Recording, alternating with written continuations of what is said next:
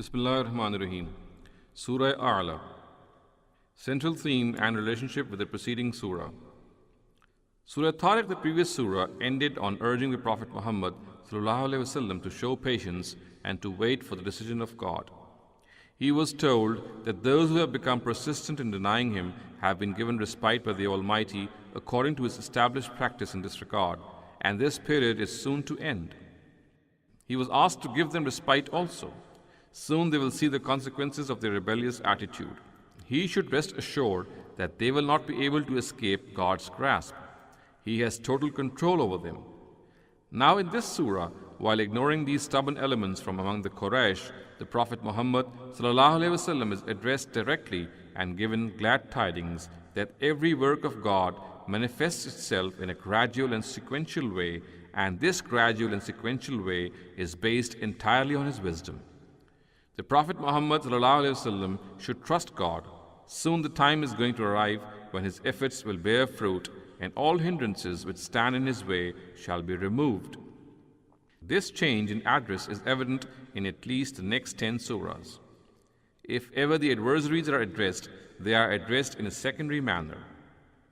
It is the Prophet Muhammad ﷺ who is primarily addressed, and through various styles, all his worries and fears which came his way during the course of his preaching or which were expected to come are dispelled.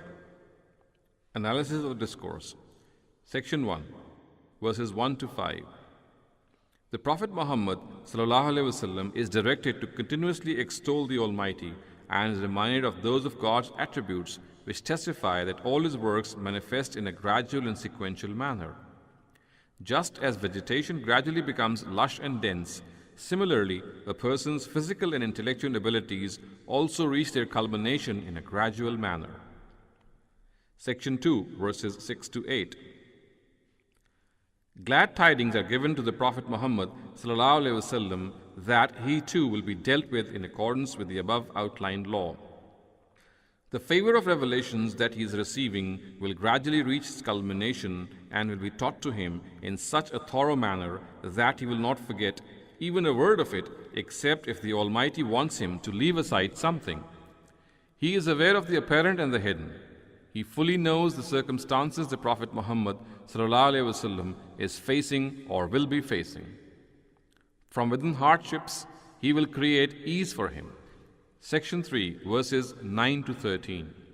The Prophet Muhammad ﷺ is directed not to go after the stubborn and the obdurate. He is not responsible for making those listen who do not want to listen. Only they will listen who have fear of the Almighty and the hereafter. The unfortunate will evade it and then see their fate. Section 4, verses 14 to 15.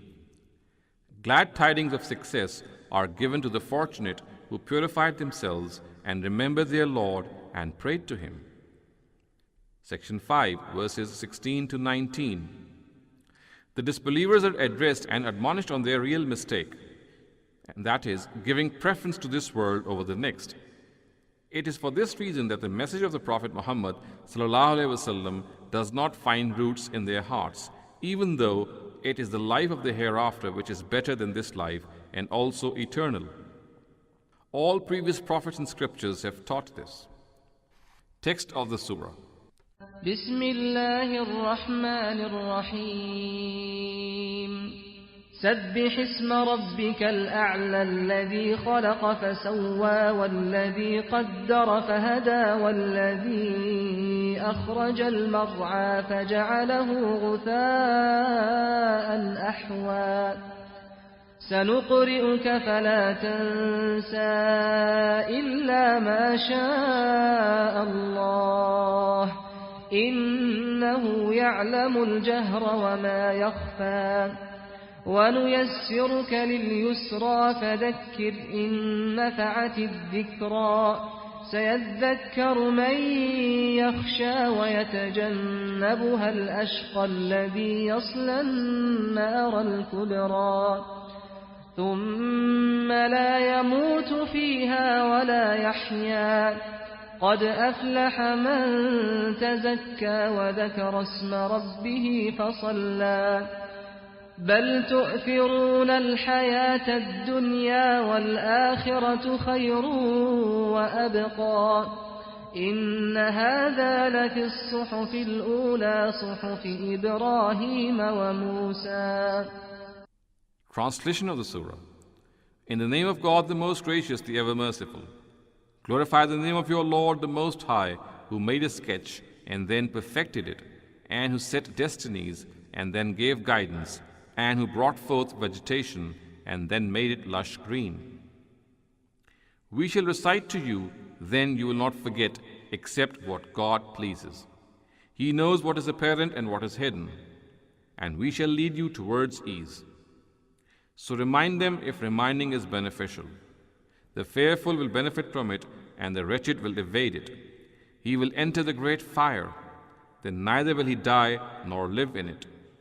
Successful shall be he who purified himself and remembered his Lord's name and then prayed. But you people give preference to this worldly life, even though the life to come is better and more lasting.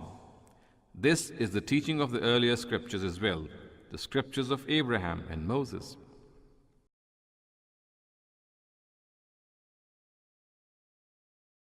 Explanation of the Surah. Sabbih isma rabbikal a'la. Glorify the name of your Lord, the Most High.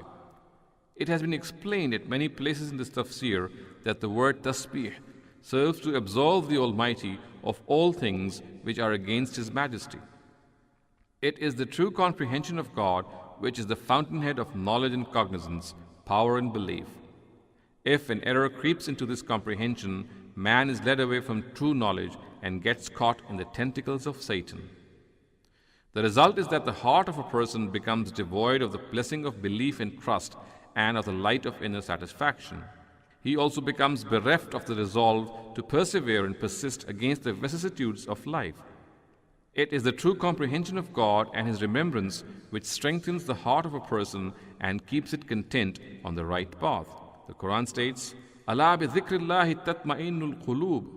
Surely in the remembrance of God, all hearts are comforted. Surah number 13, verse 28. It has been explained at various places in this tafsir that the highest form of tasbih is prayer, especially the tahajjud prayer. However, just as air is the most essential requirement for the physical existence of a human being, similarly the remembrance of God is essential for his spiritual existence. For this reason, not only during the prayers, it is essential that one keeps his heart fresh with the remembrance of God while carrying out other routines of life so that Satan is not able to get the better of a person. I have already explained this aspect under the following verse of Surah Muzammil. Inna laka fin nahari sabhan tawila. During the daytime also, you have a lot of time for glorifying the Almighty.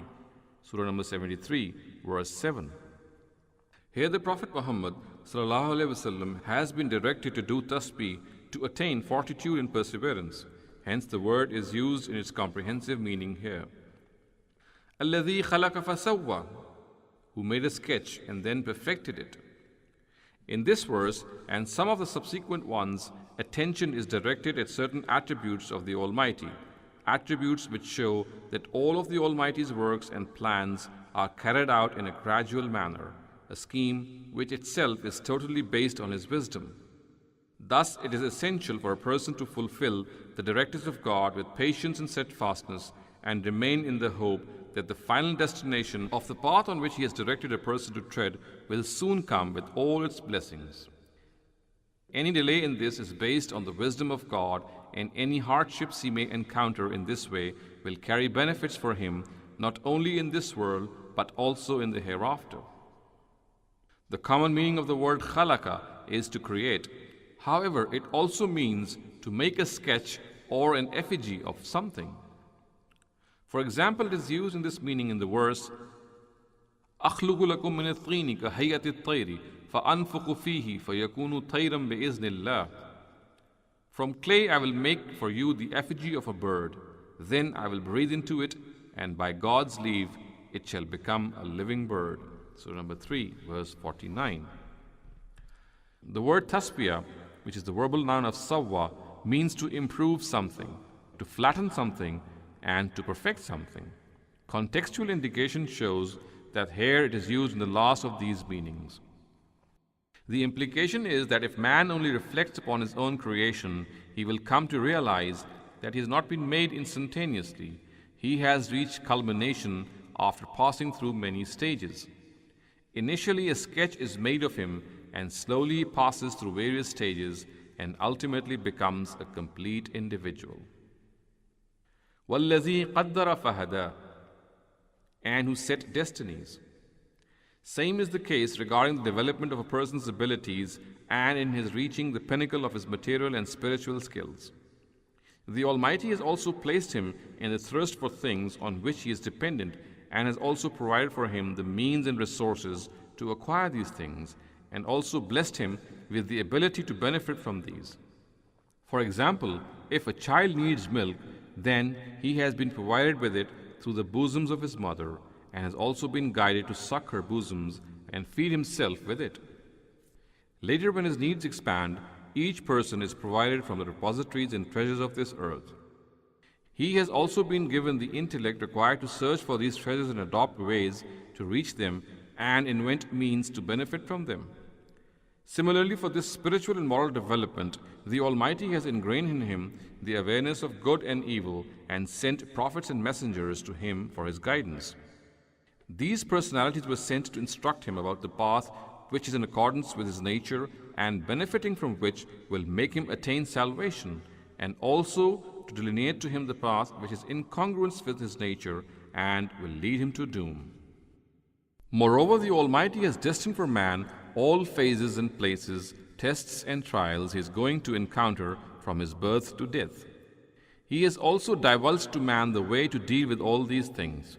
If he adopts this way, he will safely pass through the vicissitudes of life, and if he deviates from it and follows his own whims and desires, he will end up doomed. Such are the comprehensive meanings implied in this brief verse. The details abound, and it is not possible to exhaustively state them here. I have already explained these under the following verses of Surah Taha. قَالَ رَبُّنَا الَّذِي أَعْطَى كُلَّ شَيْءٍ خَلَقَهُ ثُمَّ هَدَى. Or, our Lord, he replied, is he that gave all creatures their physical form and then rightly guided them.